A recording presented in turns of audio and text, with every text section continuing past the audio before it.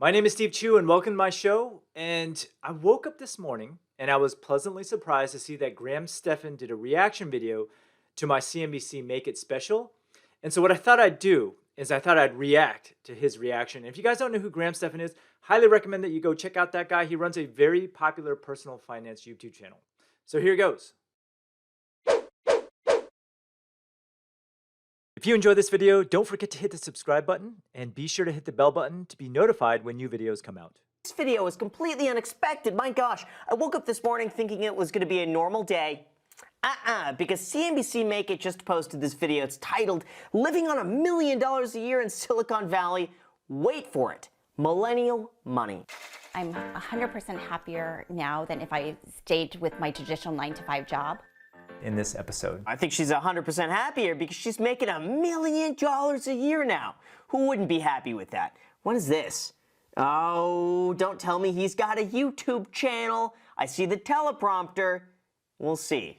Be funny if they have a YouTube channel. how I make 7 figures every single year running my businesses. It would be funny if he's like, how I make $1 million a year running my businesses, and he teaches other people how to make $1 million a year running their businesses, thereby making him $1 million a year. That is the infinite monetization loop. Infinite monetization loop. I actually really like that term. What's funny about all this is I actually never planned to sell a course. In fact, I never thought that any of this content stuff could ever make money.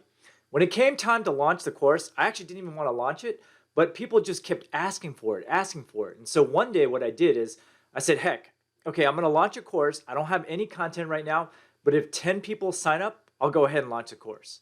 And what ended up happening was 35 people signed up, and then all of a sudden I was like, oh, crap, I got to launch a course. So all this stuff just kind of happened by accident, and I am a firm believer of creating businesses that can build on top of one another. Using the infinite monetization loop, as you might say. Our businesses, there would be no way that we could live the lifestyle that we could live today. I don't actually even know how other parents do it. They have to hire help. And with our businesses, we can always be present in our child's lives whenever they need us. Sounds like a scam, you know, when you have that much free time and you're making $1 million a year. I don't know. I've always found that, like, the more money you make, the busier you tend to be, to the point where it's like, oh, now he's making enough. He could hire the nanny. He could outsource all. He could basically outsource childhood at that point. So I can tell Graham here does not have any kids, because who ever heard of outsourcing childhood? I mean, the goal of being a parent is actually to be present in your child's life. So I don't know how Graham grew up here, but the last thing that I do would be to outsource childhood. Like, I'm not going to send my kids to boarding school. Savannah, if you're watching this right now, note to self, Graham is going to outsource your kid's childhood. In the case that you guys get married and have kids, which this is jumping ahead, I realize. At that point. Oh, they got him playing Monopoly. That game is, that's quite the game to play with the family, because first of all, it takes like 12 hours, and then somebody wins, and you just get upset at whoever wins. Usually it's me, but if someone else wins, no. That's when you start going to the bank and start, like, taking $100 bills, you know, beefing up your account a little bit, you know? You know what I like about Monopoly? And you know what I hate about the way people raise their kids today? Is that everyone wins. Like, in real life, not everyone wins. So that's important. You mentioned, Graham, that someone's got to win, someone's got to lose. This is an important thing to teach your kid. And again, you know, you're going to learn all this stuff once you have kids of your own. Now, the most important part about Monopoly is that your kids learn how to negotiate. When stuff hits the fan and they owe you a lot of money because they landed on your property, they tend to get really creative in bargaining with you on how to get out of that debt. And I think that's an important skill that every child should have. My name is Steve Chu and I'm 46. And I'm Jen Chu and I'm 45. And together we make over $1 million in the Silicon Valley. And together we pay California $500,000. I'm kidding. But seriously, their tax bill, yikes. Yeah, 100 grand. How much would they pay California? Yeah, they'd probably pay about $120,000 a year to the good old state of California. So Graham, out of everything you just said in your reaction video, what you just said about taxes really hurt me the most. And you're right. It is painful writing those checks to Uncle Sam. I mean, if we were just doing this just for the money and we didn't have kids, we'd be out of here for sure. Because you're right. It amounts to almost 50% of your earnings to live in California if you include federal taxes. Let me just text them really quick. I'm just going to text her Be quiet. Could you guys stop, jump around around? upstairs? We can hear it. Imagine, guys, shut up! Shut the up! Jays, we're filming CNBC. He just loses it. He just takes the potted plant and throws it against the wall. No, they were nice. I'm kidding. So Savannah, I hope you're watching this because Graham's reaction are a reflection of what it's going to be like if he becomes a father and parent. He's going to yell at the kids and whatnot. Graham, I'm just kidding with you, man. I'm sure you're going to be a good dad. But all this talk of outsourcing made me do a little bit of Googling. And Macy, is it cool if I call you Macy instead of Savannah? Lo and behold, I found this site on the web that's actually run by your boyfriend, Graham. So here's just my quick and dirty reaction here. I'm seeing this site for the very first time, but it's outsource your boyfriend duties to one of our pros. I mean, this image is kind of cheesy. It's got the whole Hugh Hefner vibe here, but you know, I get it. And let's see, what does this service do exactly? Let's see, maintaining any relationship is hard, so why not throw money at the problem? Hire one of our boyfriend pros and hang out with your girlfriend on your own terms. Interesting, interesting. There's hints here that he might be outsourcing your relationship, Macy. Let's see what this site's all about here. Ah, there's a great shot of both of you guys here. I don't even know what I did to deserve this kiss, but I'll take it. Thank you, outsource your relationship. This is an interesting service here. Let's see what you get. Let's see, cutting edge deepfake tech. Our state-of-the-art deepfake technology will allow us to handle all of your conversations with your significant other. Did your girlfriend have a long day? Need to vent? Let our AI handle everything. This is an amazing service. This is hilarious. So I'm just warning you, Macy, in the event that you're chatting with Graham on the phone, you might want to make sure that it's actually him next time you guys chat. See, gift giving on autopilot. Enter all of your relationship milestones into our app and we'll take from there. Never forget an anniversary, first kiss, or other BS date ever again. Man, I can't make this copy up. I mean, this service would actually be useful. Oh my God, there's even testimonials here. This app made me question whether I need to be in a relationship in the first place. Hey, this is the best service Graham has ever invented. Can't wait for outsource your childhood. Hilarious. But Macy, just be aware because Graham might be outsourcing a little bit more than you think he is. I'm a blogger, podcaster, YouTuber, TikToker, and I also teach an online class on e-commerce. Ah, there we go. Called it. I called it. They always have a YouTube channel. So I'm curious, which one is making more? My guess is she probably pulls in $300,000, $400,000 a year. Let's say that. And he's making $600,000 a year. Telling her story. Let's just see. Combined are... All right, so I've gotten this question a lot. Let's just say both businesses are 7 figures. They each make 7 figures. But obviously there's cost to running a physical products business, whereas I literally have no costs. So you can draw your own conclusions. And if you listen carefully to the episode, you should be able to figure out what the breakdown is. Combined, our businesses make over $2 million in revenue, but our net income is around $1 million. That's incredible. You got to admit, regardless of like whatever you're doing, $1 million a year. We don't budget per se, but we definitely spend less than we make. And really, there's not that much that we really splurge on. So here we go. Let's see what they splurge on. We got a SEP IRA, $9,600. This is a month. Wow. A SEP IRA, it's just a retirement account, but this allows them, because they're self-employed, to basically contribute a lot of money to that. So $9,600 a month. Insane. Kids' education, gosh, $5,400 a month for children's education. Does that make a difference?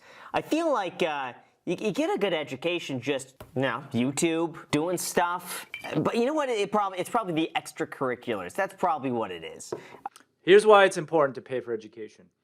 It's not necessarily the education itself. It's the fact that your kids are going to be around peers whose parents really care about education. And what ends up happening is if you have a really good friend group, or if your kids have a really good friend group, they kind of like motivate each other to succeed. This is how I was brought up. I went to nerd camp.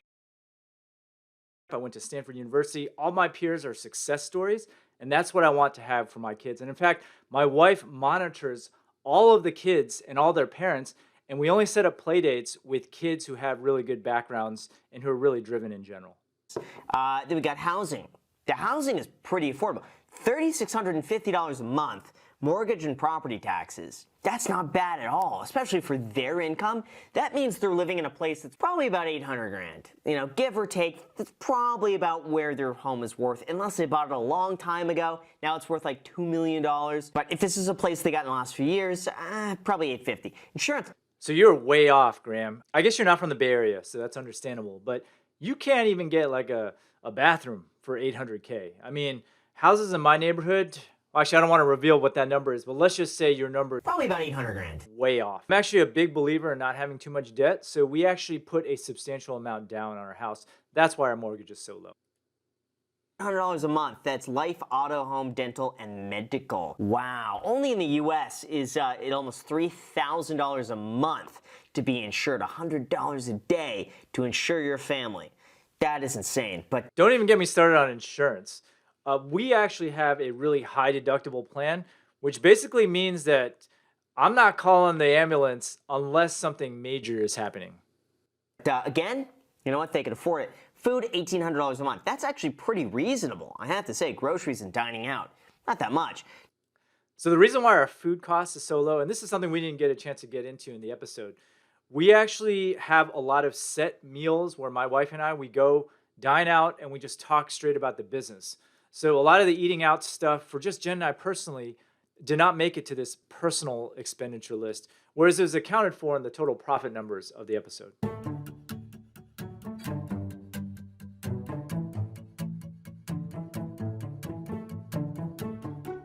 Gosh, that's an amazing way to start a business. They started an e-commerce linens business after selling handkerchiefs Jen ordered for their wedding. Imagine that. Imagine being the company that delivers handkerchiefs, and then all of a sudden she's like, I could do this myself. When we first used handkerchiefs for our wedding and we sold off the excess, those sold like hotcakes because we listed them on eBay. Who's buying handkerchiefs on eBay? Savannah, if in case you're watching this, if you guys ever get married, I'll hook you guys up with wedding handkerchiefs embroidered with your name and the wedding date. E-commerce was actually not our first choice, but we found that starting those brick and mortar stores would cost us over $500,000 to start. Whereas with e-commerce, you can start with $600 or less than that, and that's why we ultimately settled on e-commerce. That's the thing. I never understood why I never understand anymore. Why people would want to do like a brick and mortar anything anymore. I really think even food places, eventually they're going to be what's called ghost kitchens. Basically, I think there's going to be big kitchens out there, and you just place your order on a phone, somebody makes it and then delivers it to you. I think that's what it's going to be for pretty much anything.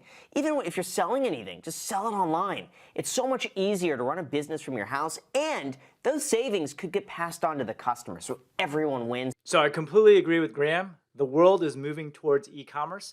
One thing I do want to say, though, is, Savannah, it sounds like Graham does not want to take you out to a fancy restaurant. It's going to be takeout for the rest of your life. Well, let me just give you a quick overview. Oh, that's a good plug for his program. Listen, so far 57,000 people have seen this today. I'm curious how many sales he got from that. My guess, he's probably made at least 30K from this. He has to. At least 15 people would have bought that. Wait, 5,000 subscribers. Gosh, that's almost $10 million. Now that's assuming, though, that everyone has paid the $18.99. Regardless, though, it's a lot of customers. So just a quick aside on that, Graham. I'm actually not huge on discounting because I think it cheapens your product. So when I do run a discount, it's usually very small. Steve had a lot of suggestions on how to improve our business, and I must tell you they were horrible because he had an idea of picking certain handkerchiefs that were butt ugly just because they were cheaper. And I was like, absolutely not. Let the professionals do this. Oh, you could tell. There's like they got into it there, and she's like, honey, you could do your thing, you do your blog, and I'll be over here running the business, and you do your thing, I'll do mine. And I actually make all the product decisions for our business because he really has horrible taste. ouch. Imagine saying that. Yeah, 60,000 people know you have horrible taste now. She runs the day-to-day, I do the marketing. And one time we hit the NBC Today show. Monogram is everything, and I love it on Bumblebee linens. And wow, that's good marketing. See, whoever coordinated that was good. We joke that we're going to move out of California as soon as the kids go to college because it would be so much cheaper to live out of state. Yes, go to Las Vegas. Why not? Everyone's coming over. Everyone's so welcoming here. Come one, come all. Come to Las Vegas. Graham, we might be in Las Vegas in 5 to 6 years. If you have an affiliate link for Las Vegas, then send it our way. I'm happy to use your affiliate This link is a sign. This is a sign. If you're waiting for the perfect time to do it, just do it. Really, we can run our businesses from anywhere. We're not tied to any location whatsoever. So financially, at least, it probably makes sense to move somewhere else. It does. See, you're in such a fortunate place right now not to need to live in California. There's so many people out there who have to. They don't have a choice. They would love to move somewhere else that's a little bit more affordable, but they can't. But Las Vegas is fantastic. It makes sense to move somewhere else once our kids are off to college. But once your kids go off to college, I mean, that could be another 12 years. Think of if you save $100,000 a year, let's just say, that's $1.2 million net. That's the equivalent to you making another $2.5 million. So Graham, I can tell you don't have kids yet. And maybe when you get older, like I'm technically not a millennial, you'll realize that money isn't everything. Like you're amassing a ton of money, and I know you're killing it right now. We're making a lot of money, and we don't even spend half of it. So is more money going to make me happier? Or would we rather have a better environment for our kids? And that's what we've chosen. Maybe once you have kids, you'll realize that you're going to be spending all your money, and you want to make sure that they grow up happy and become really good citizens, and that they have the skills to actually be successful in life. One of the reasons I'm really passionate about being really present for my kids is because my parents really worked really hard growing up. Yeah, see, you could be more present with your kids, saving all that extra money in Las Vegas. I would love a referral credit. My mom also passed away when I was pretty young, so now I just want to take that time back and make sure that I'm present for them. All right, so I got to complain here, okay? My only complaint, I want to know what business does what. Saying $1 million a year, that's fantastic. Does most of that come from him, or does most of that come from the linens business? I have a feeling, given he's got no overhead on his business, anything online with marketing like this, what's his cost? Maybe a few $100s a month for like web hosting? Almost everything he makes is pure profit. With her, you know, she's got some cost and stuff like that, so I have a feeling he's probably pulling in bank doing this. So that's just a guess. Otherwise, fantastic video, and really glad they posted this. So with that said, you guys, thank you so much for watching. Hey Graham, really appreciate the reaction. I hope you don't take offense. I was just joking around. It looks like you have a good sense of humor, and if I said anything to offend you regarding Savannah, I apologize. But seriously though, if you guys ever get married, I'll hook you guys up with wedding handkerchiefs. Hope you enjoyed this video. Now if you like what you saw, there's actually a lot more where that came from if you subscribe to my channel below. And if you are interested in learning how to sell physical products online, then click over here and take my free 6-day mini course where I'll walk you through everything that you need to know to get started in e-commerce. Thanks for watching.